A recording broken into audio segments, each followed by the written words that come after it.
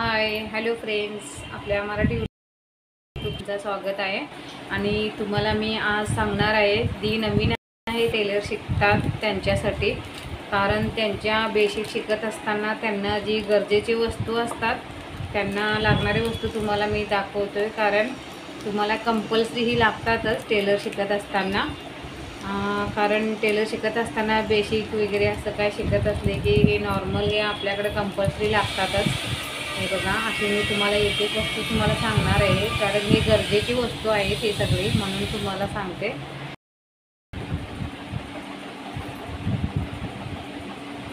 वरती केला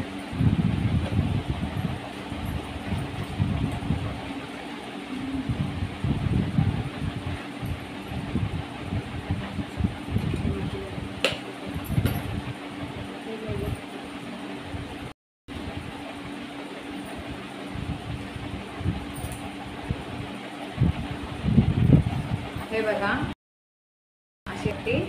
आणि ह्याच्यानं आपण हे माप घ्यायला लागतं आणि माप तुम्हाला दाखवते आता मी कसं घ्यायचं। स्टार्ट। हे बघा, हा पण मेजर पट्टी लागतं कारण हे कंपल्सरी लागतं, हा मेजर पट्टी। आणि हे माप घ्यायला हे पण कसं आहे, हे कंपल्सरी प्रत्येकांना लागतं। आणि हे आणि हा कैची हे पण लागतं आणि त्याच्यावर हा कैची पण लागतं छोटा। आणि हा मोठी कैची आहे ना, हा कापड कटिंगला यूज करायचा कैची। कारण हा कैची कसं ह्याचा दाग कमी होतो नाही कटिंग केलं की, त्यामुळं हा कंपल्सरी हे कैची फक्त कापड कटिंगलाच यूज करायचं आहे। आणि हे कैची आहे ना फक्त पेपर कटिंगला ठेवत जावा, कारण हा पेपर कटिंगला कसं चालतं ते कापडचं यूज करायचं नाही, कारण नाहीतर दाग कमी होतो त्याच्यात आणि ते चांगलं कैची चालणार पण नाही। म्हणून त्यामुळं हा छोटे कैची कंपल्सरी यूज करा पेपर कटिंगला।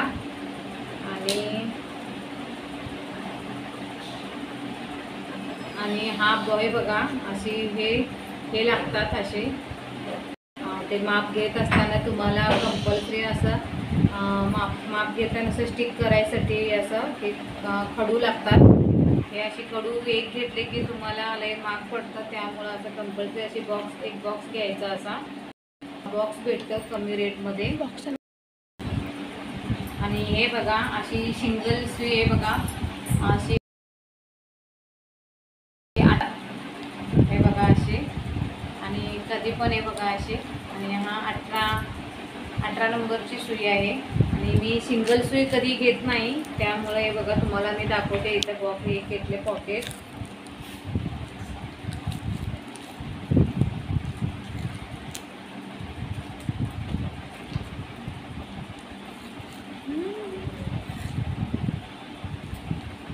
हा बघा, हा 16 नंबर सुई आहे आणि हा पॉकेट आहे 18 नंबरचा। आणि तुम्ही हा दोन्ही पण यूज करू शकता असे, कारण जाड कापड असले की 18 नंबरचा आणि थोड्या मीडियम साईजचे असले की अशी 16 नंबरची सुई वापरू शकता।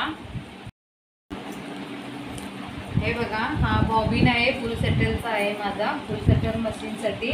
हे बघा मी किती बॉबिन घेतले, प्रत्येक कलरचा मी धागा चेंज करण्यासाठी मी बॉबिन बघा किती घेतलेले तुम्हाला दाखवते। हे बघा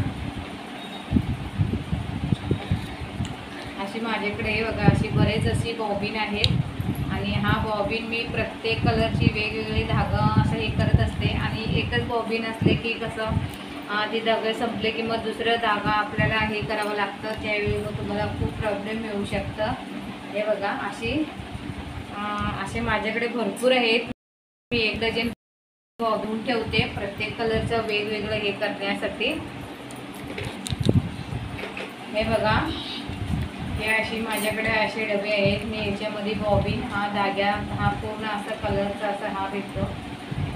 हा असं तुम्ही घेऊन ठेवलं की चांगलं आहे, कलर असले आपली धागे पण सेफमध्ये राहतात। हे बघा अशी माझ्याकडे धागे कलर सुद्धा आहेत।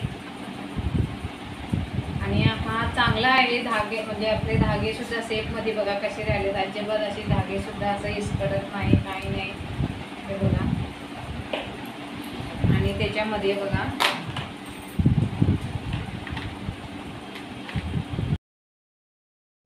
धागे बॉबिन याच्यामध्ये भरलेला आहे आणि हे बघा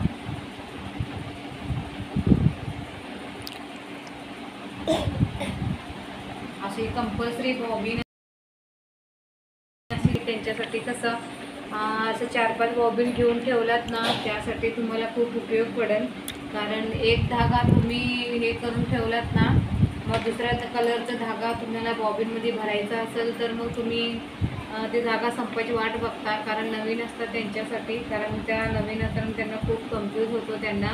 त्यामुळे बघा मी पण ज्यावेळी शिकत होती ना नवीनच होती, ज्यावेळी मी बेसिक शिकायला गेलेली त्यावेळेस मी सगळं घेऊन ठेवलेली अशी बॉबिन वगैरे.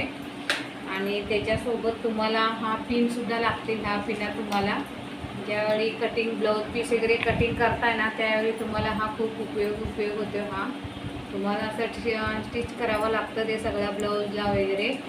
आणि हे बघा हे पण कंपल्सरी लागतं.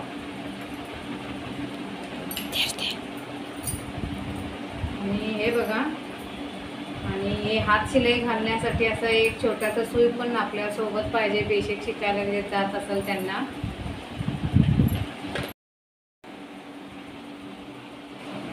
आणि हे बघा हा कटर आहे. हा कटर पण कंपल्सरी लागतो कारण मोठी कैची कशी मोठी कैचीने अशी धागा कटिंग करायला, त्यामुळे हे बघा मी अशी कटर वापरते. कारण कटर कसं पटकन धागा कटिंग करायला यूज होतं, त्यामुळं मी हा कटर वापरते. आणि त्याच्यानंतर आणि हे बघा असं हे बघा पण खूप गरजेचं आहे. कारण ज्यावेळी आपल्याला शिलाई काढायचा असतो ना त्यावेळी हे बघा असं हे असतं आणि असं सेफमध्ये ठेवले की असं बरं पडतं, नाहीतर असं हाताला वगैरे लागू शकतं. हे बघा हे पिन खूप गरजेचं आहे. हे झाला हे शिलाई उतरवण्यासाठी बरं पडतं हा पिनसुद्धा. आणि कंपल्सरी हा पण पिन उपयोग करावाच लागतं. नवीन असणाऱ्यांसाठी तरी खूप गरजेचं आहे कारण शिलाई चुकली की ही शिलाई काढण्यासाठी हे लागते. म्हणून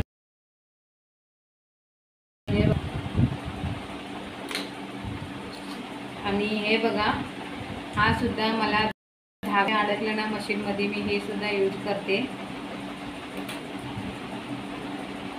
आणि हे बघा हा मशीनचा तेल आहे. कारण मशीन ज्यावेळी आवाज येतो त्यावेळी मी हा तेल सारखं तुम्ही कंपल्सरी पण मशीनचा हा तेल पण कंपल्सरी लागतोय. आणि हे बघा आणि हे स्केल माप असा ब्लाऊजवरती किंवा माप घेताना कंपल्सरी हा स्केल तर लागतोयच. आणि ह्याच्या पेपर कटिंगला सुद्धा लागतो माप घेत असताना. आणि हा स्केलसुद्धा खूप गरजेचा आहे. आणि डायरी बघा मी डायरीमध्ये तर सगळी मापं लिहून ठेवत असते.